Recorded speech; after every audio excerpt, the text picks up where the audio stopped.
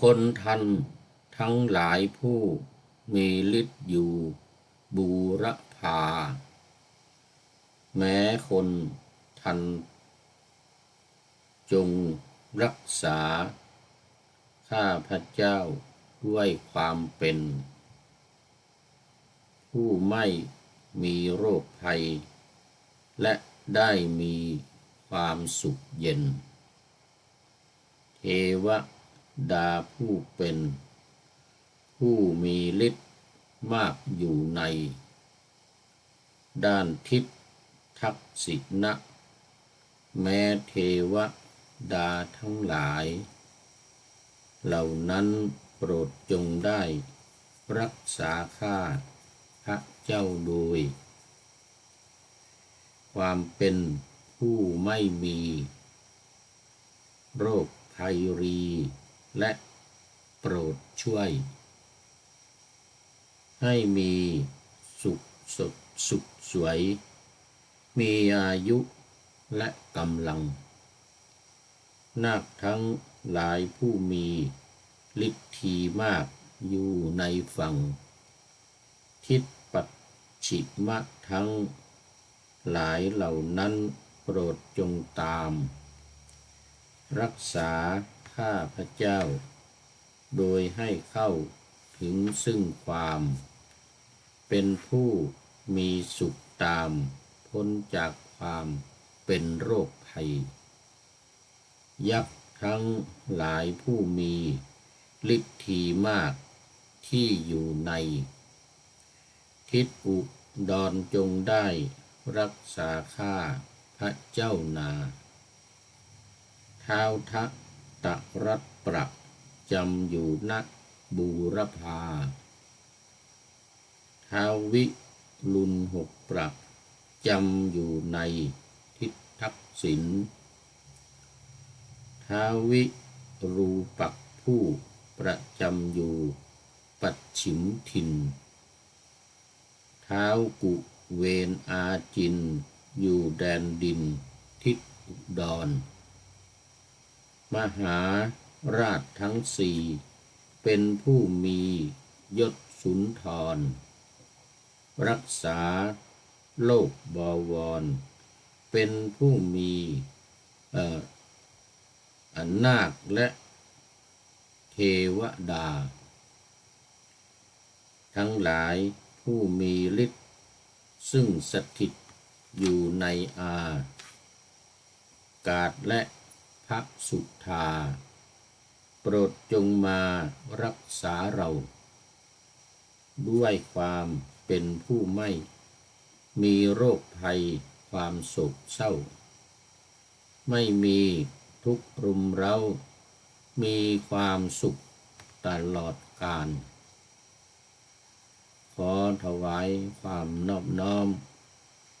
แด่พระรัตนตรัยมีพระพุทธเจ้าเป็นต้นขอถวายความเคารพพระมหาเถระพระเถรานุเถระเจ้าคณะพระสังฆาธิการทั่วโลกมีพระเดชพระคุณพระธรรมเสนาบดีเจ้าคณะภาค7วัดพระธาตุดอยสุเทพเป็นต้นและขออำนวยพรแด่ท่านผู้ฟังท่านผู้ชมสาธุชนพุทธบริษัททั้งหลายวันนี้รายการนาวาวังทองของวัดพระธาตุดอยสุเทพออกอากาศทางสถานีวิทยุพระพุทธศาสนาแห่งชาติและจริยธรรมวัดพระธาตุดอยสุเทพมีพ่อครูวันลบนามวงพรหมเป็นผู้อำนวยการอาจารย์พระมหาประสิทธิ์ประสาธิโกเป็นหัวหน้าสถานีและอาตมาภาพพระครูปริยัติยานุศาสตร์เป็นผู้บรรยายออกอากาศเวลา7:30 นาทีถึง8 นาฬิกา วันศุกร์เสาร์และอาทิตย์และเวลา 13 ถึง 14 นาฬิกาวันศุกร์และวันเสาร์และสถานีวิทยุเพื่อการศึกษาพระพุทธศาสนาและวัฒนธรรมสสว.วัด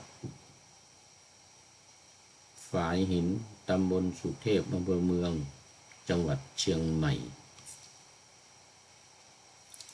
มีพระครูสมุขวิสุวัตรวรกิจโยเป็นผู้อำนวยการออกอากาศเวลา 17 ถึง 18 นาฬิกาวันศุกร์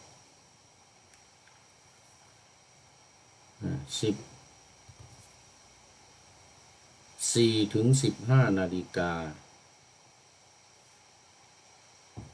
เมื่อกี้วันพุธนะวันพุธ 17 ถึง 18 นาฬิกาวันพุธ 14 ถึง 15 นาฬิกาวันศุกร์และวันเสาร์และ 15 ถึง 16 นาฬิกาวันอาทิตย์นี่ก็4 วัน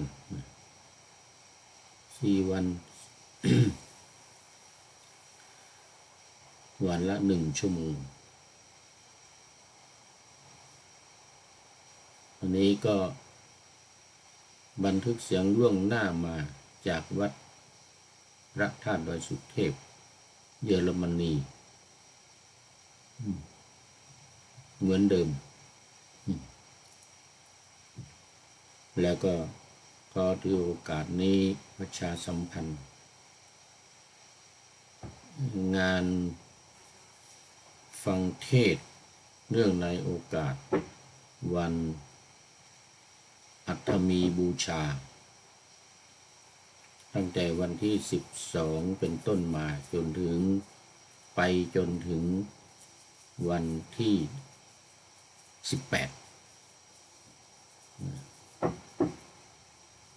12ถึงวันที่18นี่ก็เป็นวันเนื่องในวันอัฐมีบูชาและวันที่19ซึ่งเป็นวันแรม8 ค่ำก็เป็นวันอัฐมีบูชาวันพระราชทานเพลิงสมเด็จพระบรมศาสดาสัมมาสัมพุทธเจ้า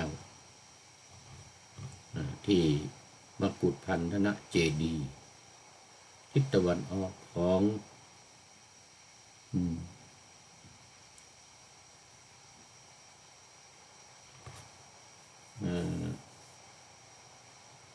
สารวโนทยานสถานที่ปรินิพพานของพระพุทธองค์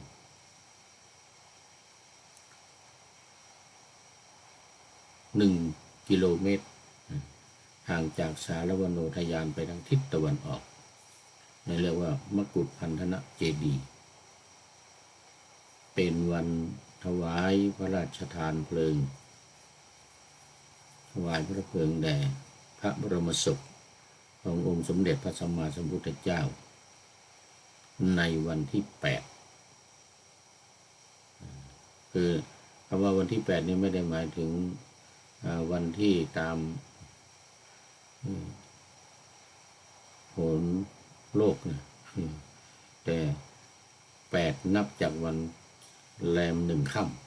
ำถึงแรม8 ค่ำ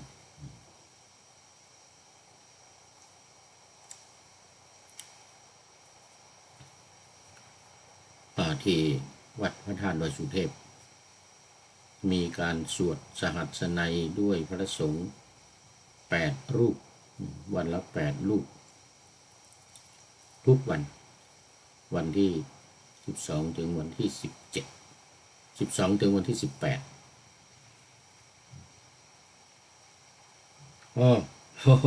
ลืมดูไปขอต้อนรับคุณโยมพักดีอวดสุขจากเชียงรายไปสาธุลุงปั่นปอนภาษาเยอรมันได้หรือยัง ถ้าได้เมื่อใดบอก นะครับจะเอาเห็ดถอบไปตาล โอ้จำเป็นจะต้องได้เสียแล้วเนี่ยเดี๋ยวนี้มันกำลังท่องอยู่ยังจำมาได้ดีเด้อยังจำมาได้ดีเด้อใจเย็นใจเย็นนี่อันปอนภาษาเยอรมันนี่นะเกียมเห็ดถอบไว้เด้อ เกียมเห็ดถอบไว้ถ้าปั่นเส้นแล้วส่งมาทางไปรษณีย์นะความจริงถ้ามันมีนักก็ตอนมันออกใหม่ๆนะในมันบัดดำเตื้อนี่นะ ในบัดดำเตื้อนะส่งมาก่อนก็ได้แต่เดียวปั่นปอนนี้มาดูแน่นอนได้แน่นอน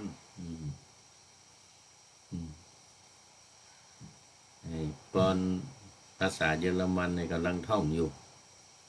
เดี๋ยวนี้ก็ได้แค่ A B C D A B C D ภาษาอังกฤษนี่นะที่นี่เพื่อนออกเสียงว่า A B C D A B C D A F G H I J K เนี่ย Elemento P P Q R S T U V เนี่ย อันนี้ได้กับตัวอักษรมันอยู่เวอีอิปซิลอนแซดเนี่ย ได้แต่อักษรมันอันปอนเป็นบักเป็นเวนนี่ต้องขอเวลาผมสักน้อยก่อนคงจะประมาณ7-8 วันโอ้เน้นน้อยสั่งเหลือมาแล้วกับสาธุสาธุสาธุหลวงปู่ครับมานะสาธุครับอันนี้ก็FC ตัวจริงเหมือนกันFC พักดี FC เน้นน้อยสั่งเหลือสบายดีเนาะฝากความคิดถึงพระเดชพระคุณหลวงพ่อพระครูโคสิตปริยัตยพรเนอะขอให้มีความสุขความสบายในโอกาสวันวิสาขบูชาอัฐมีบูชาในช่วงนี้แล้วก็อย่าลืมไปร่วมงานฟังเทศและสวดอภิธรรมวัดเจ็ดลินเนอร์งานศพของท่านอาจารย์พระมหาวิษณุจารุธรรมโมที่วัดเจ็ดลินวันที่12ถึงวันที่18เหมือนกัน7 วัน12ถึง18ก็จะมีพิธีปิดศพวันที่7วันที่18นั่นก็มีพิธีปิดศพตอนกลางวันตอนกลางวันพิธีปิดศพอาจารย์มหาวิษณุจารุธรรมโมวัดอดีตเจ้าวาดวัดเจ็ดลิน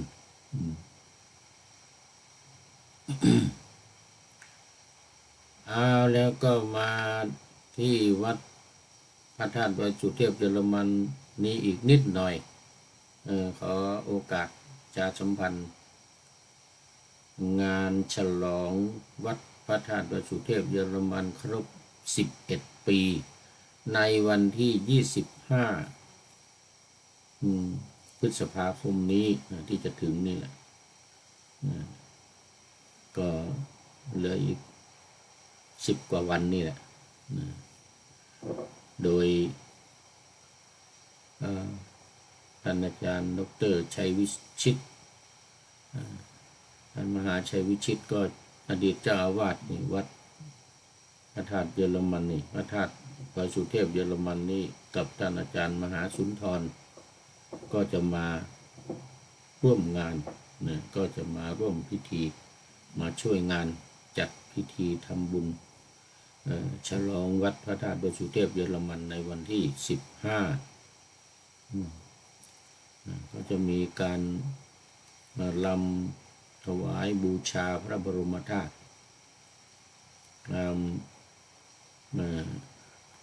ฟ้อนเล็บตอนนี้สั่งเล็บโยมนางหัวหน้าทีมหัวหน้าฟ้อน โยมนางก็สั่งเล็บมาเพิ่มอีก20 ชุดนี่ ในวันที่15โยมโยยศหรือโยมน้ำก็รับเป็นเจ้าภาพเครื่องบูชาพระบรมธาตุเป็นเจ้าภาพหลัก เจ้าภาพเก้ามาแล้วถวายมาแล้ว500 ยูโรแล้วก็นอกนั้นมีญาติโยมอีกหลายท่านร่วมเป็นเจ้าภาพ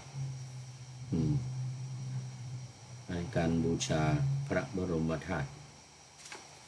ดอยสุเทพเนื่องในวันครบรอบ11 ปีของการก่อตั้งสร้างวัดพระบรมธาตุดอยสุเทพเยอรมนีแห่งนี้นะก็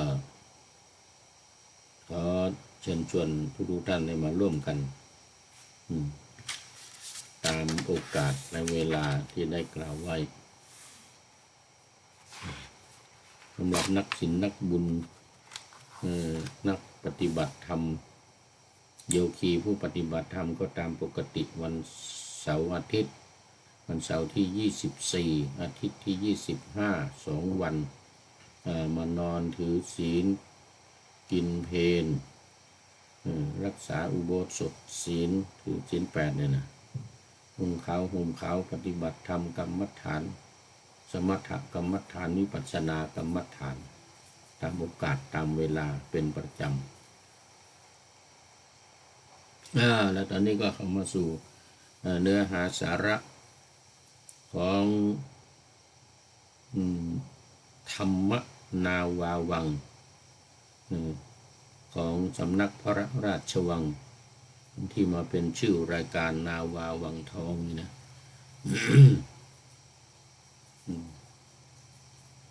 โดยการปฏิบัติแนวใหม่แปลกแหวกแนวของเจ้าคุณอาจารย์ต้นหรือเจ้าคุณอาจารย์ทวีวัฒน์จารุวรรณโนเจ้าสำนักศึกษาธรรมดอยธรรมนาวาจังหวัดเชียงรายมาเป็นแนวการปฏิบัติมีหลักการ4วิธีการ6ที่ว่าแปลกแหวกแนวจากครูบาอาจารย์โบราณก็คือว่า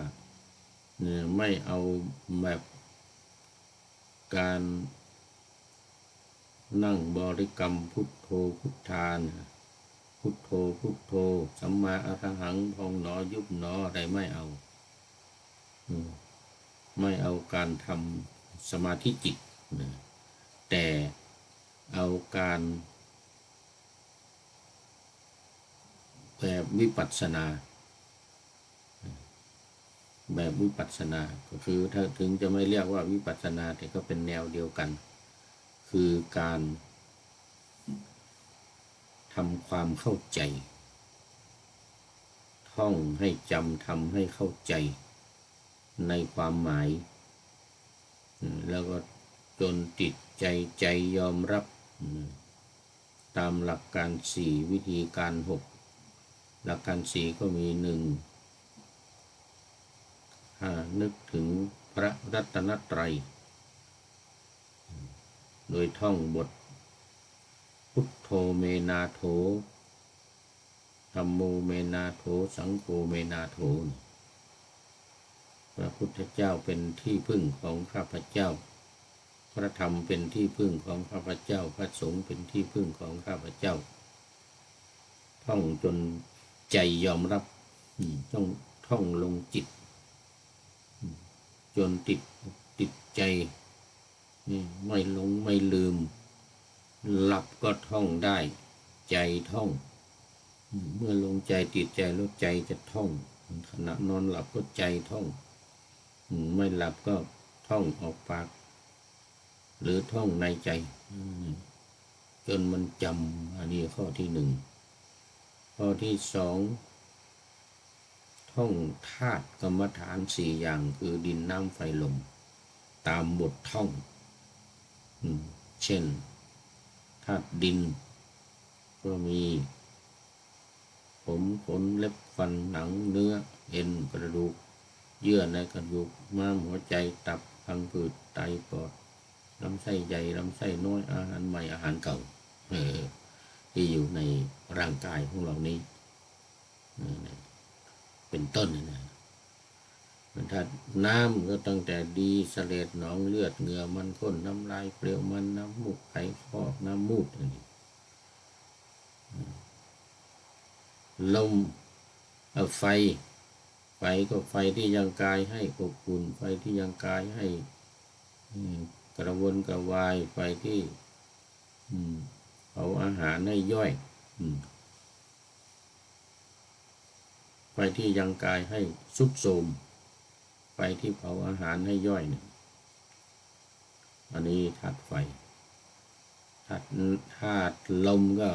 นี่ลมที่พัดอยู่ในตัวของเราเนี่ยลมพัดขึ้นเบื้องบน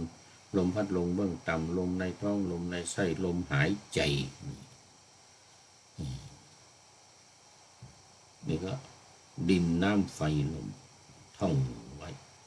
ท่องธาตุทั้งสี่นี้ไว้ ข้อที่สองข้อที่สามท่องขันธ์ห้ารูปเวทนาสัญญาสังขารวิญญาณท่อง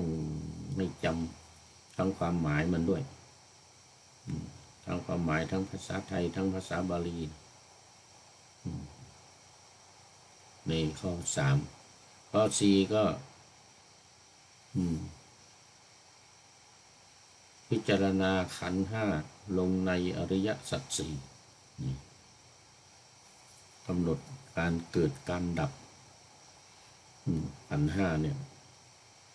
ลงในอริยสัจสี่ทุกข์สมุทัยนิโรธมรรคอันนี้เป็นหลักการสี่อย่างส่วนวิธีการหกนั่นก็คือเพิ่มวิธีการปฏิบัติเข้ามาอีกในข้อที่หนึ่งนั่นก็ขยายไปอีกหนึ่งข้อเป็นข้อที่สองคือการกำหนดกาย6ขั้นตอนคือตั้งแต่หนึ่งหมดลมหายใจเนี่ยสองน้ำดันดินขึ้นมาสามดินแยกแตกสลายน้ำนี่แหละทลายดินแตกสลายสี่นี่ดินแยกแตกสลายนี่นะข้อสี่ข้อสามน้ำนี่จะชำระร่าง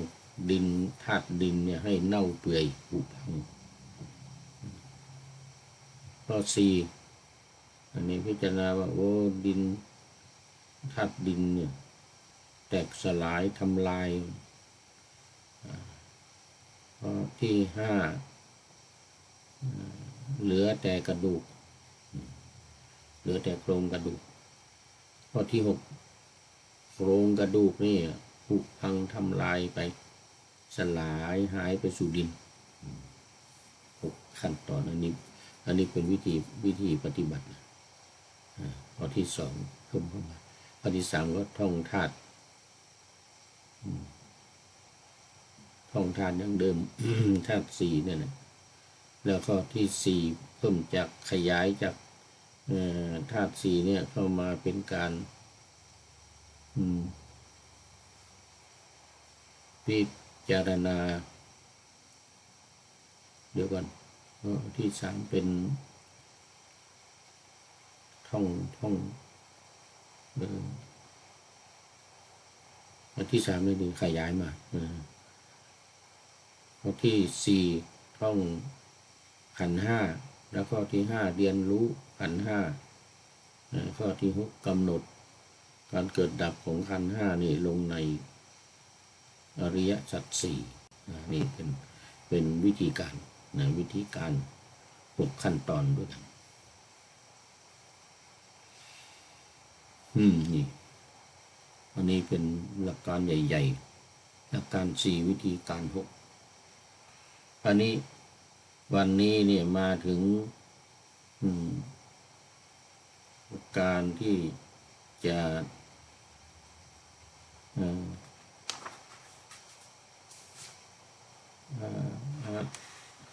พระปริตพระปริตรัตนปริตรัตนปริตสู่การประกาศพระปริตรัตนปริต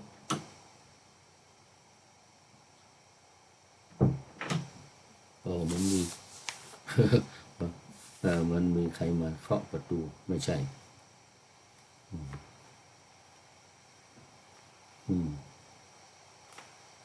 พระปริต3อย่างคือรัตนปริตอาตานาติยปริตและขันธปริตทำไมพระปริต4อย่างคือการประกาศรัตนปริตเนี่ยในการแก้ไขแนวทางแห่งพระพุทธศาสนาในการแก้ไขวิบากด้วยแนวทางแห่งบอกว่าเป็นแนวทางแห่งพุทธแนวทางแห่งพุทธ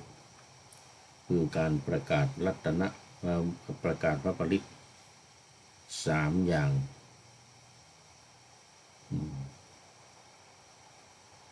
พระปริตที่ใช้ประกาศบทประกอบด้วยรัตนปริตอาตานาติยปริตและขันธปริต3อย่างอันนี้เป็นการหลักการในการแก้ไขวิบากด้วยแนวทางแห่งพุทธทรงอนุญาตให้เป็นผู้ที่ประกาศอโหสิกรรมแต่ก็ไม่เป็นอโหสิวิบากอโหสิกรรมได้แต่ว่าวิบากนี่อโหสิกรรมอโหสิวิบากไม่ได้จึงต้องมีวิธีให้กรรมวิบากเป็นที่เป็นบาปเป็นกรรมในบรรเทาเบาบางลงโดยอำนาจแห่งพระปริตซึ่งแปลว่าเครื่องรักษาเครื่องคุ้มครองเครื่องต้านทานเป็นวิธีที่พระพุทธเจ้าทรงอนุญาตให้ใช้พระปริตที่จะมีผลต่อเมื่อบุคคลมีศรัทธาอย่างมั่นคงและตั้งจิตเมตตาในการประกาศด้วย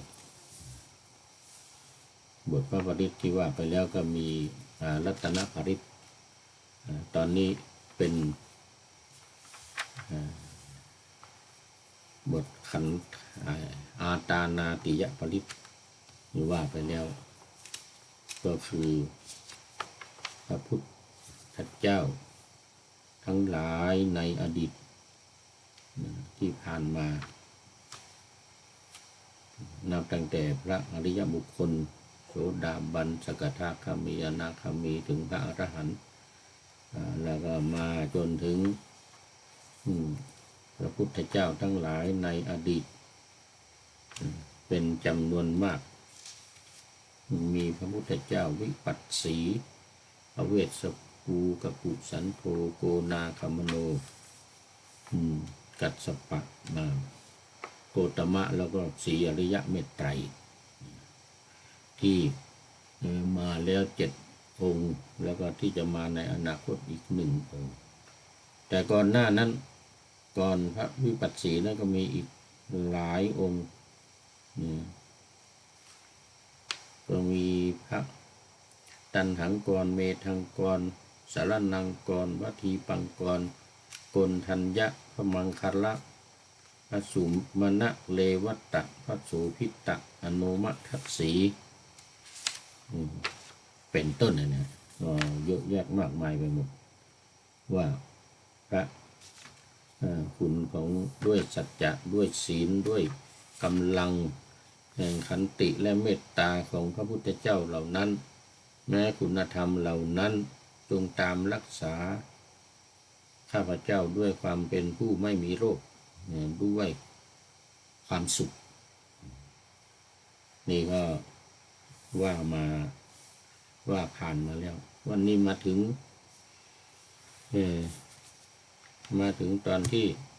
คนทันเทวดาทั้งหลายนาคทั้งหลายคนทันทั้งหลายเทวดาทั้งหลายนาคทั้งหลายยักษ์ทั้งหลายท้าวมหาราชทั้งสี่มีท้าวทัตตรัตน์ท้าววิรุฬหกท้าววิรูปักษ์ท้าวกุเวนนั่นคือเวชสุวรรณท้าวกุเวนคือเวชสุวรรณประจำอยู่ในทิศต่างๆตั้งแต่ทิศตะวันออกทิศใต้ทิศเหนือตะวันตกทิศเหนือท้าวทัตตรัตน์อยู่ในทิศประจำตะวันออกท้าววิรุฬหกทิศใต้ท้าววิรูปักษ์ทิศตะวันตกท้าวกุเวนหรือเวชสุวรรณนี่ทิศเหนือคือทิศอุดรจงมาตามรักษาข้าพเจ้าให้ปราศจากความทุกข์ให้มีความสุขเทวดาและนาคผู้มีฤทธิ์มากสถิตอยู่ในอากาศก็ดีสถิตอยู่ในภาคพื้นดินก็ดีแม้เทวดาและนาคเหล่านั้นจงตามรักษาข้าพเจ้าด้วยความเป็นผู้ไม่มีโรคด้วยความเป็นผู้มีความสุขเหลียวมาดูก็เห็นคุณโยมพิษสมัยศรีเทพทำนุงจากลำปางมาแล้วสาธุ กราบนมัสการท่านพระครูรับชมอยู่เจ้าสาธุสาธุเจ้าแล้วก็ท่านอาจารย์พระครูประหลัดณรงค์ฤทธิ์ประหลัดณรงค์ฤทธิ์ทองแม้นกราบสาธุครับนะตอนเช้าเข้ามานี่มาตอนกลางคืนอีกรอบท่านพระครูบอกว่าเสียงหายครับโอ้เสียงหายขออภัยเดี๋ยวดูก่อน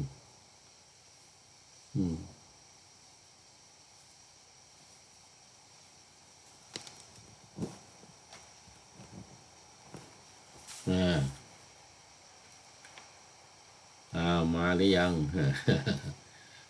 บางทีมันเกี่ยวกับอินเทอร์เน็ตมันอยู่ห้องข้างบนความเงียบที่เนี่ยแรงที่สุดบรรดาในกุฏิเนี่ยนะ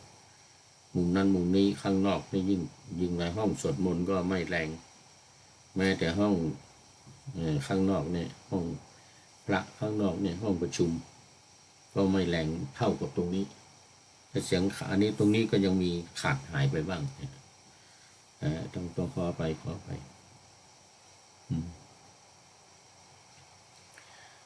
นี่ก็มาถึง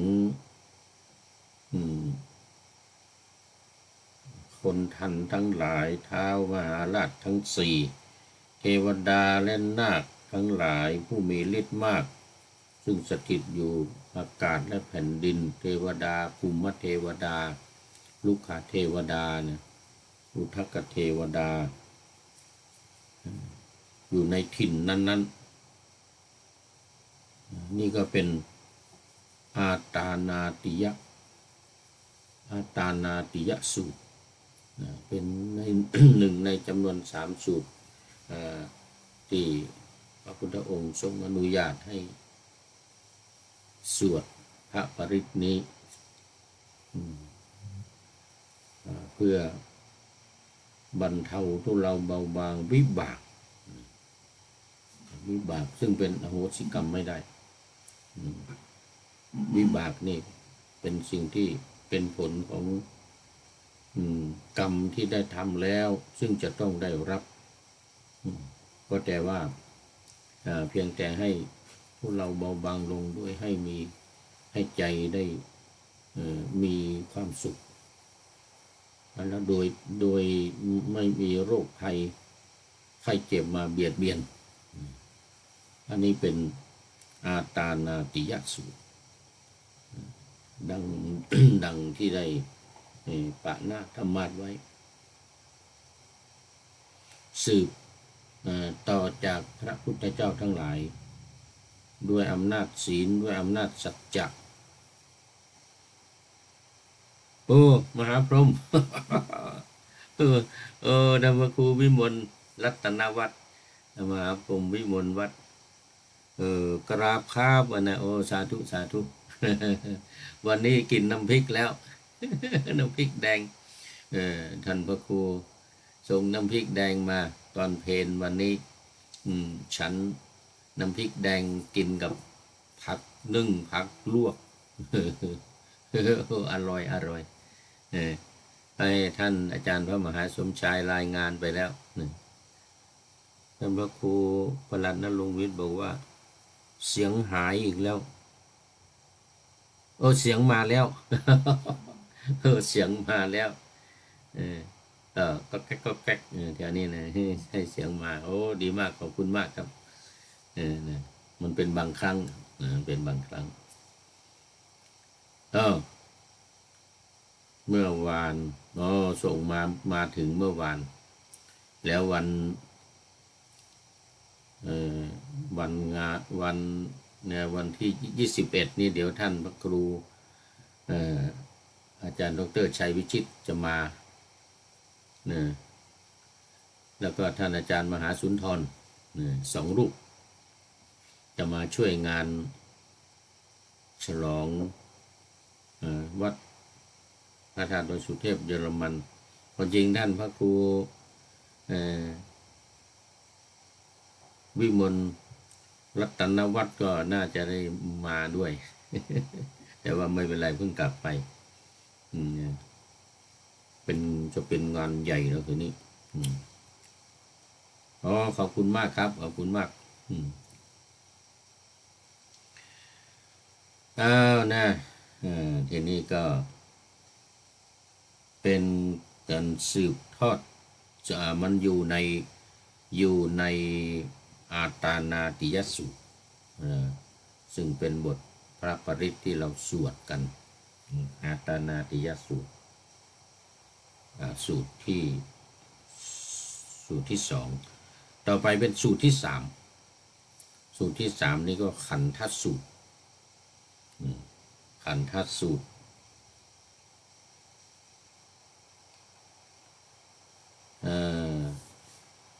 หรือขันธปริตขันธสูตรหรือขันธปริตสำหรับอันตรายจากสัตว์หรือภัยแห่งงูร้ายในอาณาเขตในที่ทั้งปวงพระปริตรที่เป็นเครื่องห้ามเครื่องป้องกันอันตรายอันวิเศษพระปริตรนั้นก็คือขันธปริตรที่เราสวดกันนะวิรูปักเขหิเมเมตตังเอลาปะเทหิเมชัพพยาภูเตหิเมเมตตังอะไรกันหาโคตมะเกหิจะอปาตะเกหิเมเมตตังนะ อันนี้ต้องสวดเป็นภาษาล้านนาท่านพระครูมหาพรหมพระครูโจหลวงพี่โจวัดพวกช้างวันนี้เก่งสวดภาษาล้านนาปิดูปะเกยเมเมตังเอลาปะเทเมสัพพญาพุเตเมตังกันนากุตมะเกยจาปัตตะเกยเมตังป้องกันภัยจากสัตว์นี่ตามเนื้อความก็คือว่าข้าพเจ้าขอแผ่เมตตาจิตในงูตระกูลวิรูปักขะวิรูปักเขนั่นนะข้าพเจ้าขอแผ่เมตตาจิตในงูตระกูลเอราปะทะวิรูปักเขเอราปะเทข้าพเจ้าขอเมตตาแผ่เมตตาจิตในงูตระกูลฉัพพยาปุตตะฉัพพยาปุตตะมันเป็นบุตร6นะนี่ฉัพแปลว่า6ฉัพพยาปุตตะข้าพเจ้าขอแผ่เมตตาจิตในงูตระกูลกันหาโคตมะกะกันหาโคตมะเกหิจานะข้าพเจ้าขอแผ่เมตตาจิตในสัตว์ไม่มีเท้า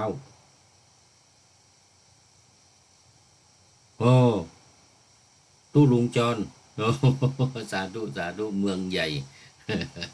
กราบถวายเคารพครับนะ กราบถวายความเคารพครับโอ้ดูลุงจรวัดฝายหินจรไปจรมาตัวนี้มาแล้วสาธุสาธุข้าพเจ้าขอแผ่เมตตาจิตในสัตว์ไม่มีเท้าข้าพเจ้าขอแผ่เมตตาจิตในสัตว์มีสองเท้าข้าพเจ้าแผ่เมตตาจิตในสัตว์สี่เท้านะและข้าพเจ้าแผ่เมตตาจิตในสัตว์ที่มีหลายเท้าเหมือนกับแมงแสนตีนนั่นเนาะแมงแสนตีนมีหลายเท้ามีสองเท้าก็ยังอย่างสัตว์มนุษย์เรานี่เนาะสัตว์มนุษย์เรานี่มีสองเท้านี่นะเดินสองเท้าแล้วก็มีสี่เท้าก็คืออย่างวัวควายอย่างหมูม้าวัวควายอันนี้มีสี่เท้าความจริงคนเรานี่ก็มีสี่เหมือนกันแต่นี่เราเรียกมือเท้ามีแค่สองเท้ามีแค่สองอันนี้มือเรามันไม่เรียกเป็นเท้านะแต่ลิงหรือว่าเนี่ยมันใช้เป็นมือนะใช้เป็นเท้าวิ่งด้วยนะวัวควายถือว่าลงดินหมดคือเป็นสัตว์เดรัจฉานแปลว่าไปขวางลิงนี่ถึงแม้ว่าจะยืนได้แต่ก็เวลาไปนี่ก็ไปขวางเหมือนกันไปทั้งมือทั้งเท้าไปเลยกระโดดไปกระโดดมาวิ่งไปวิ่งมาใช้ทั้งมือทั้งเท้า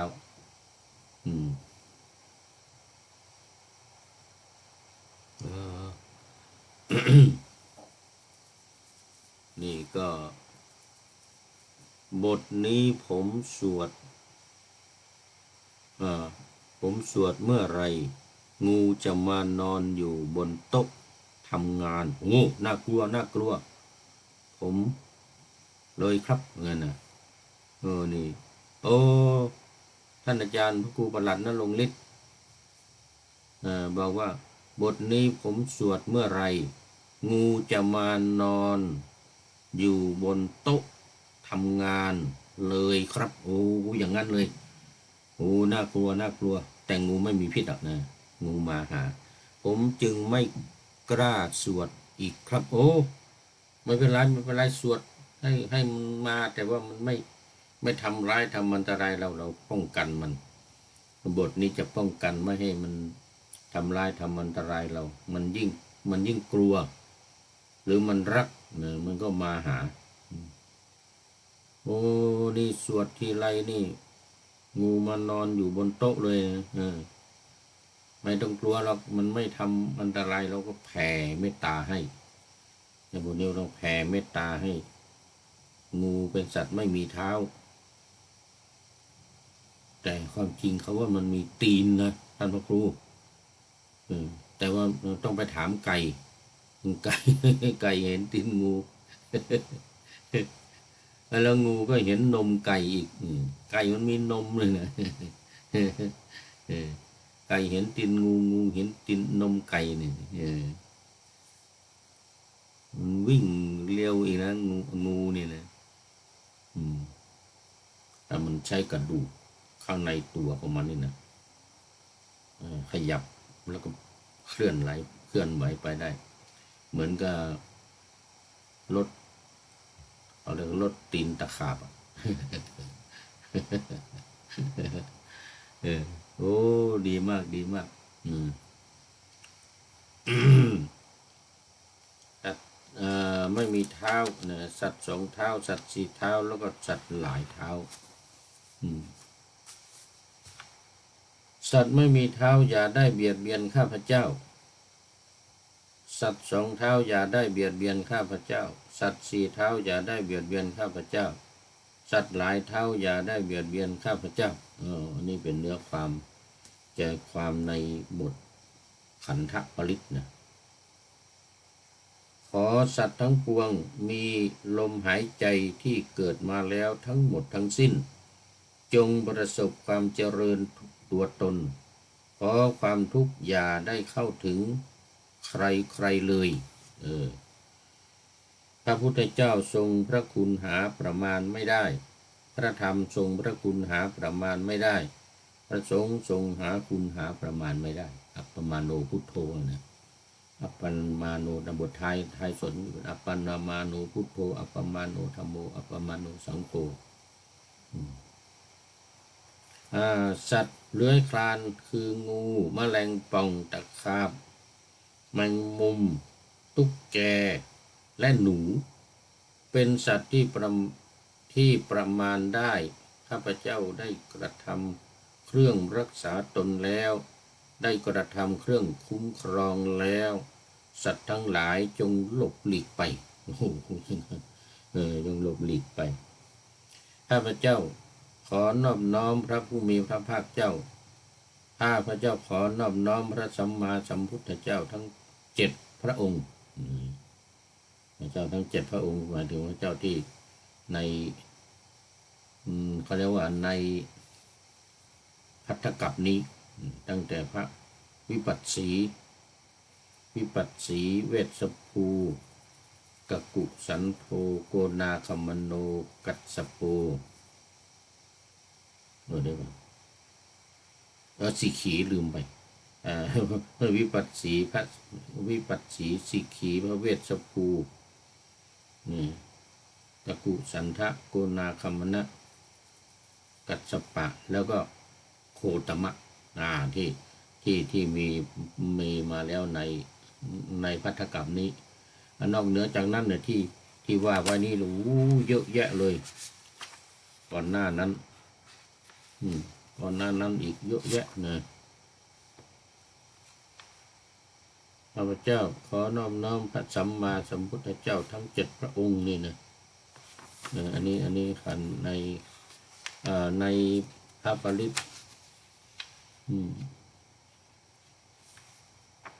ในอาตานาติยปริตนี่นะตั้งแต่ทัตตันหังกรมานี่นะมาจนถึงเนี่ย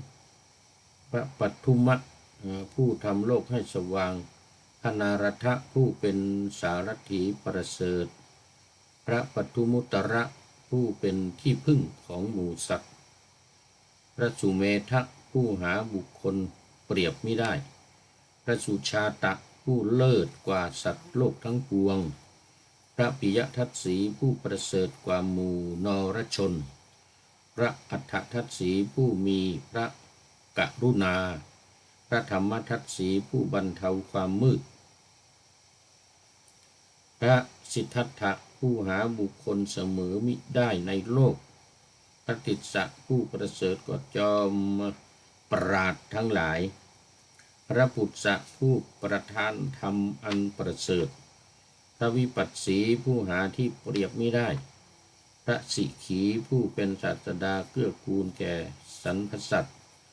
พระเวสสภูผู้ประทานความสุขพระกกุสันทะผู้นำสัตว์ออกจากเครื่องกันดารคือกิเลส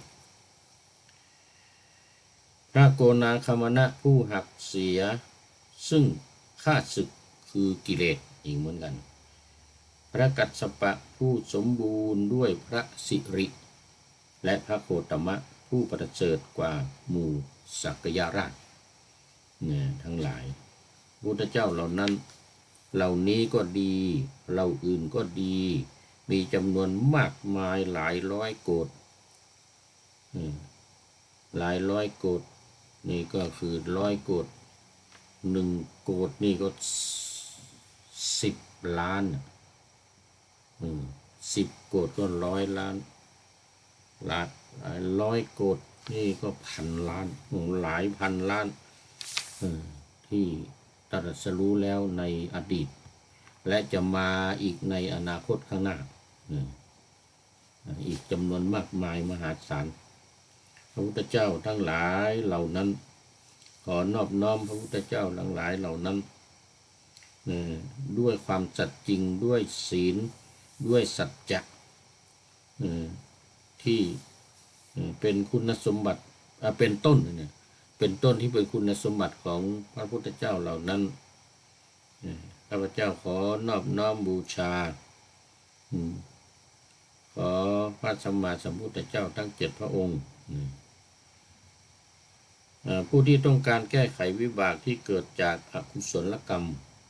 ควรประกาศพระปริตรอยู่เป็นประจำทุกค่ำทุกเช้าหรือสวดเวลาใดก็ประกาศในเวลานั้นได้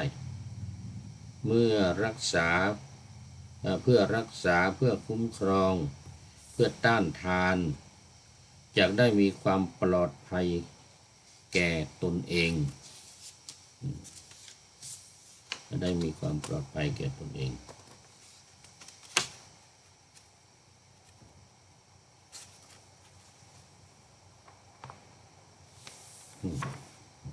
อันนี้ก็จบขันธปริตรวมทั้งหมดนี่ก็มี3ปริตบทรัตนสูตรส่วนรัตนสูตรนั่นก็จะเป็นสูตรที่ว่าด้วยพระไตรรัตน์คือพระพุทธพระธรรมพระสงฆ์มาขันธะขอไปมาอาตานาติยะนั่นก็จะสวดพระปริตรเนี่ยสวดถึงพระพุทธเจ้าทั้งหลายทุกๆพระองค์โดยเฉพาะที่อยู่ในอัฏฐกัปนี้ที่มาแล้ว7พระองค์ที่ยังไม่มาอีก1คือพระศรีอริยเมตไตร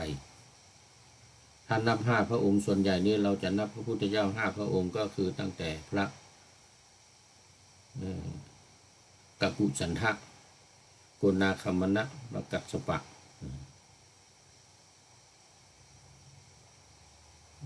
โคตมะที่4แล้วก็ที่5เป็นศรีอริยเมตไตรอันนี้ถ้าอัฏฐกัปที่เขียนไว้ที่ถือ5พระองค์ก็ตั้งแต่พระกักุสันโธมาโกนาคัมมโนกัสสโปโคตโมแล้วก็อริยเมตไตรโยอริยเมตไตรโยทีนี้ถ้า8พระองค์ก็ตั้งแต่พระวิปัสสีสิขี3เวสสภู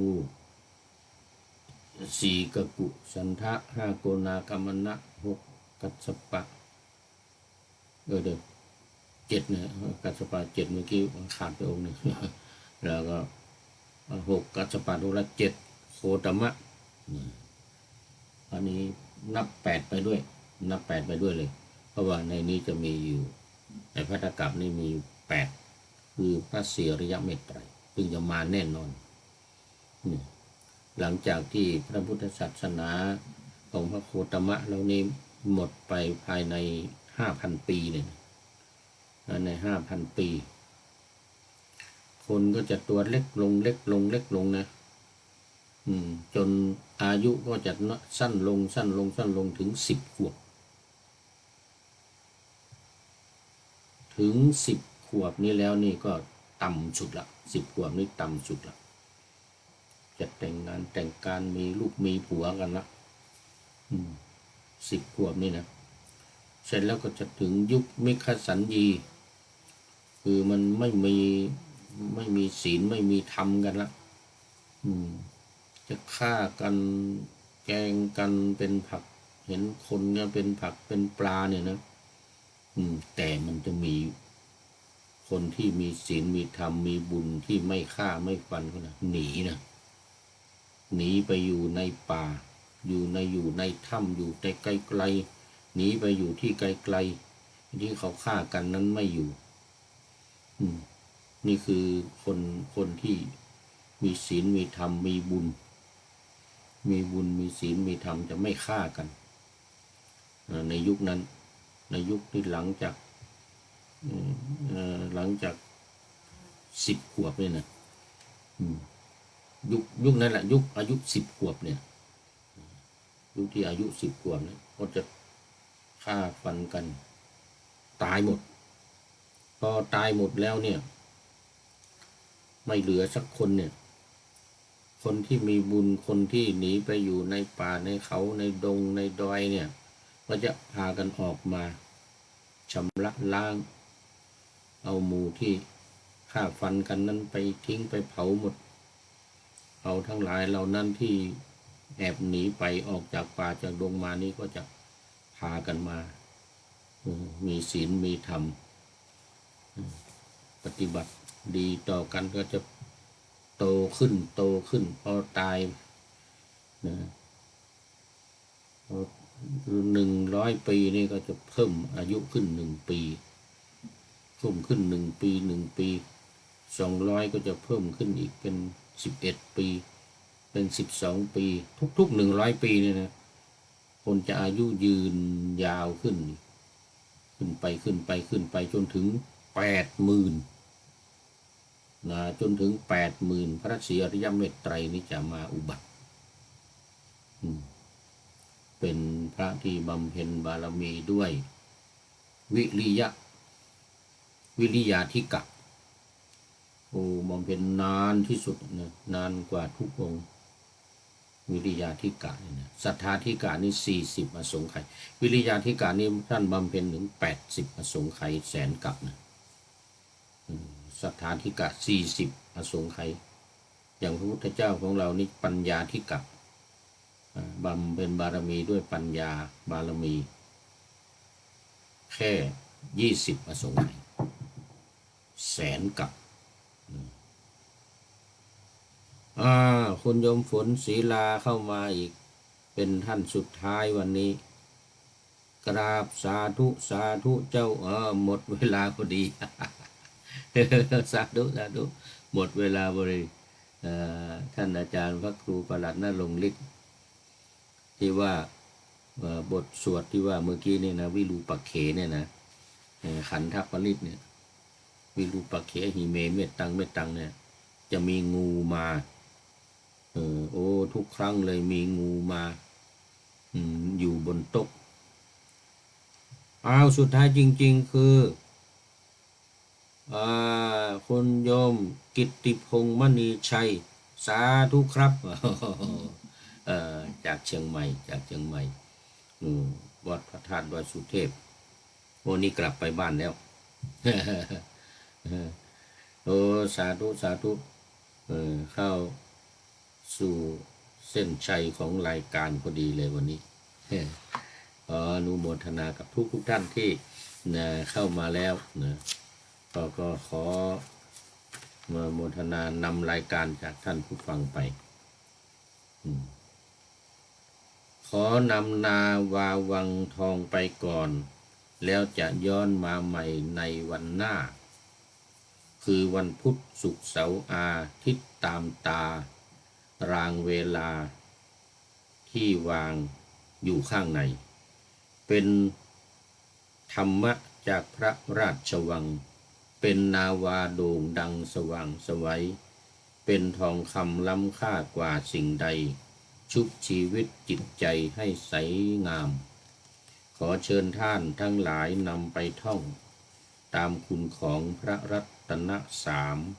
พุทโธเมนาโถธัมโมตามสังโฆเมนาโถยามภาวนาว่าบ่อยๆซ้ำๆจำในจิตจนมันติดในใจไม่หายหน้านอนนั่งยืนเดินจำทุกเวลาตั้งแต่ตื่นขึ้นมาถึงหลับไปขอทุกท่านได้ผลจากปฏิบัติได้กำจัดความทุกข์พบสุขใส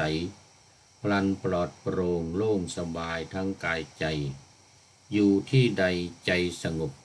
พบนิพพานขอเจริญพร